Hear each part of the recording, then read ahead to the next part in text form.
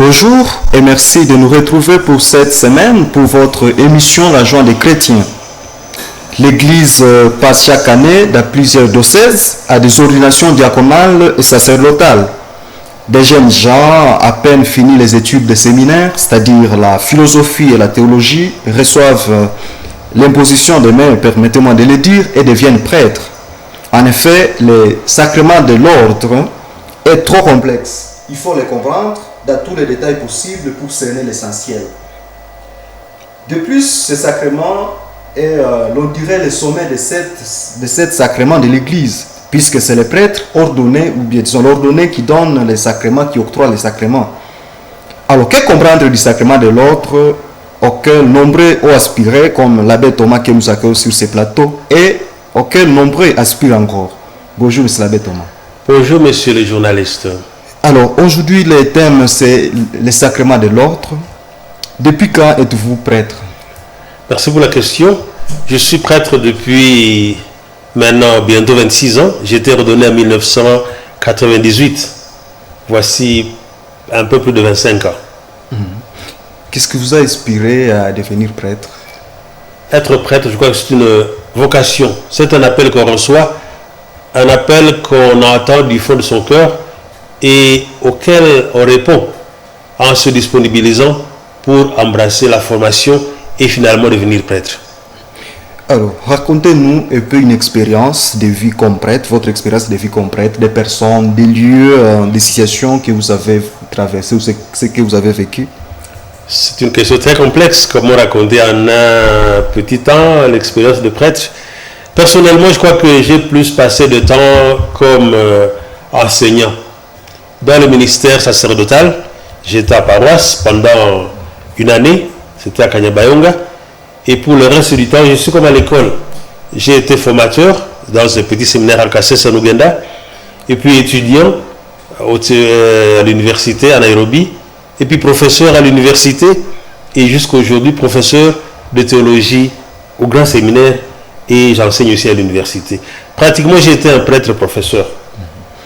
Alors, parmi vos élèves, n'y a-t-il pas certains qui vous ont marqué et qui vous ont aidé à devenir encore plus prêtre, beau prêtre, tout ça? Certainement.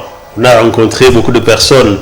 J'ai eu la faveur de rencontrer des personnes de partout l'Afrique, je crois, et beaucoup m'ont inspiré en m'encourageant.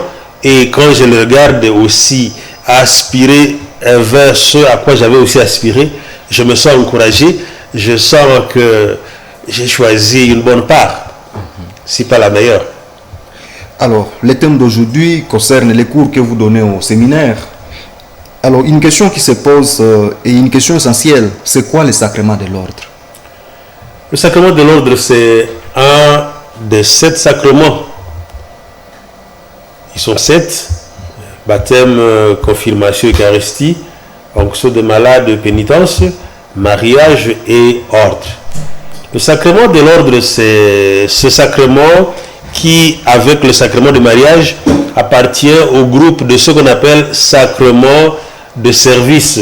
C'est-à-dire le mariage, un sacrement où l'un se marie pour l'autre, l'un au service de l'autre. Le sacrement de l'ordre, on le reçoit en vue de servir l'Église. Donc, ce sont des sacrements qu'on reçoit, non pas pour soi-même, mais pour servir l'Église. En fait, c'est un sacrement de service, comme je viens de le dire.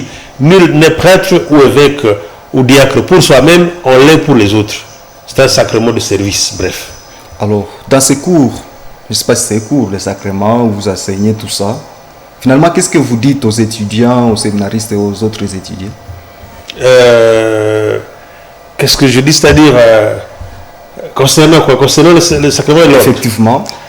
Bien, nous explorons le sacrement depuis ses origines bibliques, Ancien Testament, Nouveau Testament, et nous arrivons à affirmer que le sacrement de l'ordre est une participation au ministère du Christ qui a été prêtre, prophète et roi. Les 3 charges ou triamunera, comme on les appelle classiquement, sont les mêmes que l'Église a reçues et que le prêtre reçoit en participation au sacerdoce du Christ. En fait, le prêtre un participant au sacerdoce du Christ qui est le seul prêtre. Il est prêtre dans le seul prêtre, à savoir Jésus-Christ. Alors, qu'est-ce que c'est prêtre ou quand est-ce qu'on devient prêtre finalement? On devient prêtre par l'imposition des mains d'un évêque. C'est tout. C'est une définition très facile. Un prêtre, c'est quelqu'un qui a reçu l'imposition des mains et qui a été consacré comme tel. L'évêque vous impose les mains et dans un rituel bien connu, il fait de vous un prêtre et vous participez à son ministère parce que lui aussi participe au ministère du Christ. Vous devenez comme son délégué. Alors, y a-t-il une différence entre les prêtres de la Bible, les prêtres et les prêtres, on dirait, du Concile Vatican II? Eh oui, certainement une grande différence. Vous voyez dans l'Ancien Testament, bon, d'abord parler des prêtres en général, vous voyez que le mot prêtre s'applique à toutes ces personnes qui exercent une fonction spéciale dans la religion, une fonction de médiation, entre autres. Il n'y a pas que lui qui est médiateur. Alors nous trouvons des prêtres dans toutes les religions, religions païennes, religions africaines, religions chrétiennes et autres religions. Alors, dans l'Ancien Testament, nous trouvons aussi des prêtres. Les prêtres qu'on appelait prêtres lévitiques parce qu'ils appartiennent à l'ordre qu'on appelle l'ordre lévitique, l'ordre d'Aaron. Et ces prêtres-là ont exercé un sacerdoce, bien sûr compliqué selon les étapes dans la Bible, selon les périodes, les époques. Et leur sacerdoce a été déclaré caduc par le sacerdoce d'un nouveau prêtre, à savoir Jésus-Christ, qui dans le Nouveau Testament, notamment dans la lettre aux Hébreux, est déclaré prêtre à jamais selon l'ordre de Melchisédek. Et c'est ce prêtre, Jésus-Christ, dont le sacerdoce est parfait, éternel. C'est ce prêtre que nous suivons, qui nous a associés à son ministère. D'abord comme peuple de Dieu d'une part, tous les fidèles laïcs sont configurés aussi à ce sacerdoce, ils participent à ce sacerdoce, mais aussi les ministres, les prêtres, les ministres ordonnés participent à son sacerdoce d'une manière spéciale. Voilà. Il y a donc une différence entre les prêtres de l'Ancien Testament et ceux du Nouveau Testament, celui du Nouveau Testament. Parce que dans le Nouveau Testament, il n'y a qu'un seul prêtre, à savoir Jésus-Christ. Alors, c'est ce prêtre du Nouveau Testament, Jésus-Christ, qui coopte tous les fidèles, laïcs et ministres ordonnés à son sacerdoce, qui est le sacerdoce unique et parfait. Il y a donc des ressemblances et des différences entre ce sacerdoce et le nouveau. Voilà. Alors, vous, les prêtres que nous avons aujourd'hui, ou les prêtres que nous avons aujourd'hui, comment ils exercent alors ces ministères-là qui, bon, on dirait qu'il a été délégué par le Christ? Le prêtre exerce son ministère, comme je l'ai dit, en se conformant aux instructions qui lui sont tracées par l'Église, en exerçant une fonction triple, à savoir la fonction d'abord de prophète. Comme prophète, il annonce la parole de Dieu, tout comme le Christ lui-même a annoncé la parole de Dieu. En fait, c'est la première fonction du prêtre, selon le Concile Vatican II. Enseigner la parole de Dieu, proclamer la parole de Dieu sous toutes ses formes. Il n'y a pas que la prédication à l'Église. Il y a tous les enseignements et tout ce qui concerne la transmission de la parole de Dieu. Deuxièmement, le prêtre exerce son ministère par la fonction de sanctification. La fonction de sanctification, c'est celle que nous retrouvons dans la liturgie, l'administration des sacrements, ce contact avec le peuple de Dieu qui l'amène vers le Christ. En fait, il est ministre pour cela. Il a charge de conduire les autres vers le Christ. Et nous avons déjà touché à la troisième fonction, à savoir celle de gouvernance. Le prêtre exerce la fonction de gouvernance, de tête. Comme le Christ est la tête de l'Église, gouverne l'Église, le prêtre, bien sûr, en collaboration d'abord avec son évêque, participe à cette fonction de gouverneur, de guide, de leader dans l'Église. Ainsi comme le Christ, il est prophète, il est sanctificateur dans le culte et il est roi dans la gouvernance. Alors, mais monsieur l'abbé, pourquoi on peut choisir de devenir prêtre ou bien diacre? Parce qu'il y a des diacres qui n'ont jamais été prêtres que nous connaissons, ils sont peut-être des vieillards, ils n'ont jamais été prêtres. Est-ce que c'est leur choix ou c'est le choix de l'Église? Ok, l'Église connaît deux sortes de diaconat, enfin seul même diaconat, mais exercé dans deux états de vie différents. Il y a le diaconat transitoire, c'est-à-dire un diaconat qu'on reçoit en vue de devenir prêtre ensuite. Et canoniquement, il faut 6 mois de diaconat transitoire. Et quand les 6 mois sont écoulés, bon, ça dépend, ça peut passer une année, ça dépend aussi des circonstances, mais canoniquement, c'est 6 mois. L'église locale peut prolonger votre diaconat pour des raisons de ceci et de cela, pour un temps qu'elle déterminera. Mais canoniquement, c'est 6 mois. Alors, il y a aussi le diaconat permanent qu'on reçoit pour la vie. Alors, celui-ci, dans ce diaconat permanent, on est libre de se marier ou de rester célibataire. Là, on exerce ce diaconat jusqu'à la fin de sa vie sans intention de devenir prêtre. Et ce diaconat permanent, nous ne l'avons pas en Afrique. En fait, les évêques africains ont choisi de ne pas ordonner des diacres permanents. Ils ont choisi de donner des diacres en transition. En Occident, en tout cas, ils connaissent les diacres permanents. Et ces diacres permanents et les diacres en transition exercent exactement le même ministère. Ils sont diacres de la même manière. C'est seulement le mode de vie qui change. Alors, s'il y a des diacres qui ont traîné beaucoup d'années, c'est que leurs supérieurs ont estimé qu'il faut encore qu'ils attendent pour qu'ils soient ordonnés bientôt. Voilà. Aussi, ça nous arrive de trouver dans des paroisses des prêtres qui ne disent pas des messes ou disent qu'ils sont à station régulière. De quoi s'agit-il? Bon, il peut arriver que pour des raisons canoniques, l'évêque ou les supérieurs vous retirent ce qu'on appelle le mounous. En fait, il faut que je le dise, être ordonné c'est une chose, mais avoir le mounous, c'est-à-dire la charge, l'autorisation d'exercer le ministère, c'est une autre chose. Alors, pour des raisons connues des supérieurs, ils peuvent vous retirer cette charge d'exercer le ministère, cette autorisation d'exercer le ministère sacerdotal. Alors c'est là que vous avez un prêtre qui ne dit pas la messe par exemple, mais qui reste un chrétien. Il est à la paroisse, il est avec les autres prêtres, même s'il n'exerce pas son ministère sacerdotal. Aussi une question qui se pose, c'est sur la hiérarchie dans les sacrements de l'ordre. Il y a l'évêque, il y a les prêtres, les diacres. Pourquoi cette hiérarchie? Oui, c'est une longue histoire. Comment commencer? Bon, voilà. D'abord, il faut que je dise que originellement, le sacerdoce est entendu toujours in tandem avec le sacrifice. C'est-à-dire, le prêtre est prêtre parce qu'il offre le sacrifice. C'est ça, le sacrifice et le sacerdoce sont comme deux côtés d'une même médaille. Alors, aux origines, ceux qui ont été appelés grands prêtres, c'est ceux qui aujourd'hui on appelle évêques.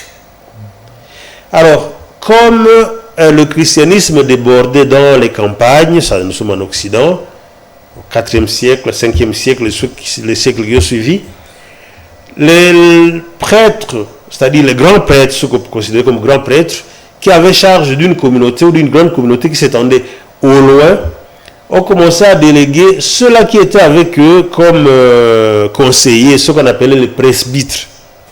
Alors ces presbytres sont devenus des représentants des évêques dans les campagnes, au point que plus tard, eux-mêmes deviendront des prêtres parce qu'ils représentent le prêtre qui les avait délégués.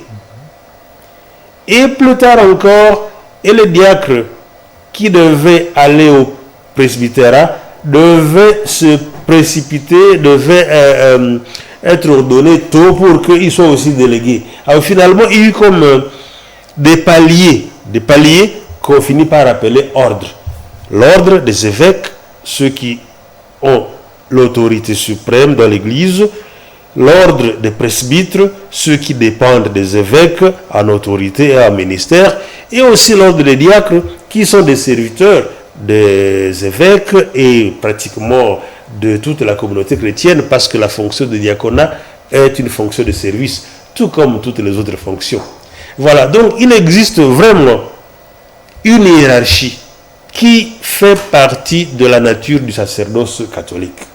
L'Église catholique connaît un sacerdoce hiérarchique. Voilà. Alors, où est-ce qu'on peut situer les acolytes, les séminaristes acolytes dans tout ça? Les acolytes et les lecteurs alors exercent un ministère qu'on appelle ministère institué. C'est-à-dire, eux ne sont pas ordonnés, mais ils sont institués acolytes. Ils sont institués lecteurs. Ils sont institués, il y a aussi d'autres charges. Mais là, voilà les deux grandes. Ce sont des ministères qui reçoivent, auparavant, ils les recevaient en vue d'accéder bientôt ou plus tard au diaconat, aux ordres, plutôt aux ministères ordonnés. Mais aujourd'hui, ces ministères ne sont plus l'apanage des séminaristes.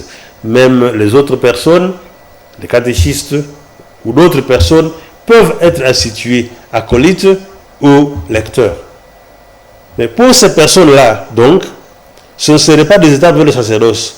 Pour les séminaristes, ce sont des étapes vers le sacerdoce. Que doit être alors le programme des prêtres?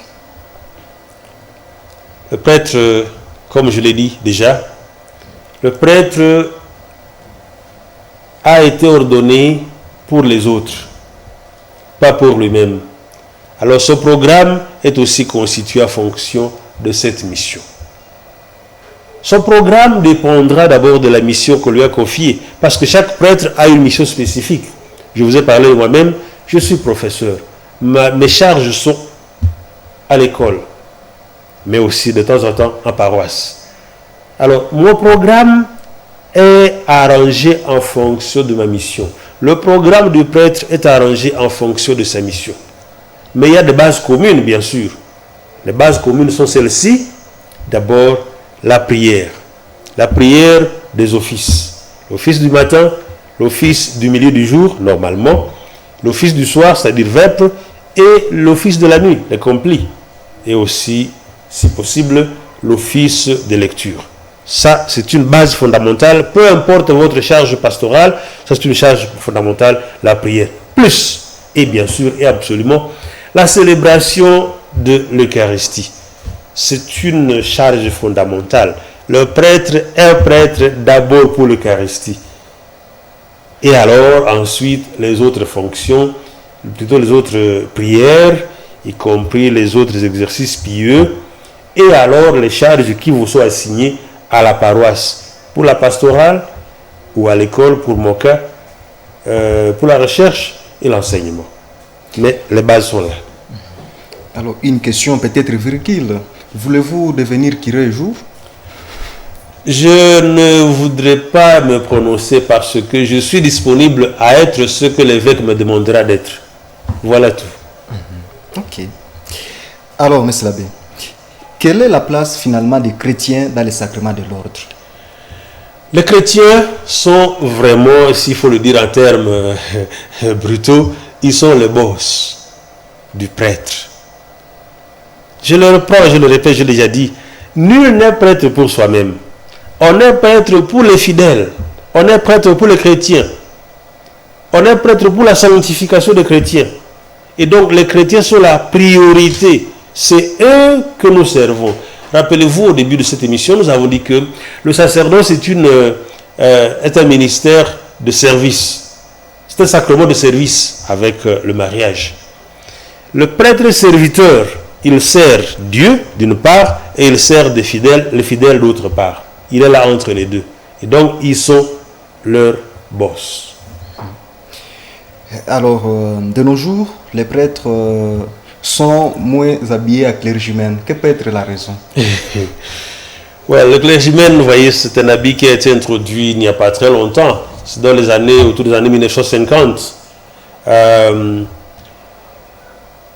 c'est un habit qui a été adopté finalement en Occident comme pour remplacer la soutane qui était un peu plus lourde avec un nouvel ordre mondial. Il se faisait que la soutane n'était pas toujours pratique partout, surtout quand on voyage. Alors, le clergyman a été adopté comme un habit qui peut remplacer la soutane, parce que le prêtre est supposé être habillé décemment, en soutane idéalement si possible, ou à clergé alors. Mais aujourd'hui, de plus en plus, on n'est pas attaché au clergyman, parce que, comme on le dit, n'est-ce pas, on le dit, l'habit ne fait pas le moine. Mais il faut le dire aussi, hein, on reconnaît le moine par son habit. Alors, à cause de certains paramètres, à cause peut-être parfois de la charge que l'on a, on n'est pas tout le temps en situation officielle. Il arrive des temps où on est au champ, au travail, au bus. C'est toujours bien d'être un clergyman. Mais si on n'est pas un clergyman, il n'y a pas de faute non plus. Donc, c'est une matière relative. Alors, avec les nouvelles technologies, est-ce que ces nouvelles technologies jouent un rôle essentiel dans la vie des prêtres? Certainement. Voyez, le prêtre est une personne qui doit être à la page avec son temps. Il doit être en mesure de s'adapter aux situations technologiques qui sont utilisées à son propre temps. Sinon, il a alors à la marge de la société. Sinon, il est, comment je dirais, dépassé, je ne sais pas. Alors, le prêtre utilise aussi les technologies récentes, les moyens de communication, les téléphones, le WhatsApp et toutes ces autres technologies comme moyen d'évangéliser. Parce que sa mission première, c'est d'évangéliser. Et tout ce qu'il fait, y compris l'usage des moyens technologiques, ce doit être pour évangéliser. Effectivement, aujourd'hui, il y a des émissions, même cette émission-ci, nous sommes à la télévision, nous utilisons cette technologie pour évangéliser, pour partager. Il y a des prêtres qui ont ouvert des canaux YouTube pour proclamer la parole, pour partager des thèmes, pour instruire les gens. Parce qu'aujourd'hui, avec la Zoom génération Zoom, on est collé à ce téléphone. Alors, il faut trouver les fidèles là où ils sont, les jeunes là où ils sont, dans ces technologies nouvelles. On utilisera ces technologies vraiment pour l'évangélisation. Et aussi, est-ce qu'on peut atteindre le sacerdoce, c'est-à-dire atteindre les sommets du sacerdoce comme prêtre? Le sommet, je ne sais pas dire, est-ce qu'il y a un sommet? Le sacerdoce, est-ce qu'il faut dire que c'est un sommet? Bon, par sommet, si vous attendez les trois paliers, c'est-à-dire l'ordre, le troisième ordre, on peut l'atteindre. Parce qu'il y a ce sont trois ordres, nous avons dit trois ordres. Le diaconat, le presbytérat et l'épiscopat. On peut atteindre l'épiscopat, c'est-à-dire le troisième ordre, parce qu'il y a trois ordres. Si par sommet il faut atteindre cet ordre, on peut l'atteindre. Ou peut-être si je peux reformuler ma question, oui. Est-ce qu'on peut finir à devenir prêtre, d'une manière simple? Finir à devenir prêtre. Bien sûr, quand on est prêtre, on l'est, c'est un état. Mais c'est un état qu'on doit toujours chercher à vivre dans la perfection. Parce que comme Saint Paul l'a dit, je n'ai pas encore fini la course. Je suis encore en voie de m'efforcer pour devenir parfait. Donc le prêtre, lui aussi, dans son état de prêtre, qui est un état parfait, de prêtre, il n'y a pas de demi, il n'y a pas de plus. Mais c'est l'état de vie, la qualité de vie personnelle qui doit chercher toujours à améliorer. Parce que lui aussi, comme ministre de la sanctification des fidèles, il a aussi besoin de recevoir cette sanctification d'une manière permanente. Donc, non seulement il sanctifie les fidèles par son ministère, mais lui aussi, il bénéficie de la sanctification par l'entremise d'un autre prêtre. Et donc, lui aussi cherche toujours à devenir plus parfait comme un chrétien, comme tous les fidèles. Alors, face aux troubles sociopolitiques que nous vivons dans notre pays, comment les prêtres doivent-ils se comporter? Eh oui, le prêtre est aussi confronté aux défis, n'est-ce pas, de l'insécurité, aux défis de tout ce qu'il y a, de tout ce que nous connaissons. En fait, c'est un homme de la société, il n'est pas à marge, il est avec la société. Tout ce que les fidèles ressentent, il le ressent. Alors, lui, comme prêtre, il a encore la mission d'abord d'encourager le peuple de Dieu, de l'aider à espérer et de le guider sur la voie correcte, la voie de l'évangile pour gérer le conflit. En fait, il est d'abord un ministre de la paix.